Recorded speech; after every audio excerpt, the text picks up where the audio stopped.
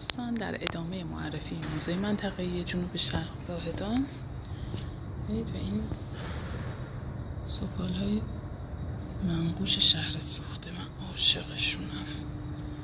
مثلا من عاشق شهر سوختم. خیلی شهر بی‌نظیر و درجه یکی بوده،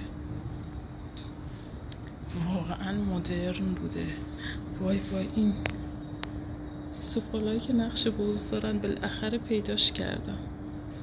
فکر میکردم منتقل شده باشه. ظروف سفالی ببینید چه بزهای تکرار شونده. خب اینجا دوباره یه سری ظروف سفال منقوش رو داریم.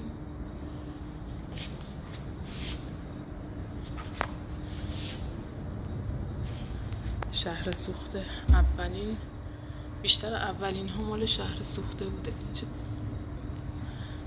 اولین جراحی روی سر یک زن، اولین انیمیشن دنیا، بعد چشم مصنوعی، اینا همه توی شهر سوخته اتفاق افتاده.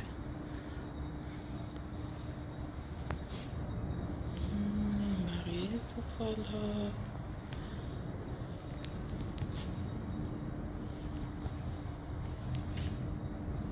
و دوباره به نقش جذاب و درجه‌ای که باز رسیدیم.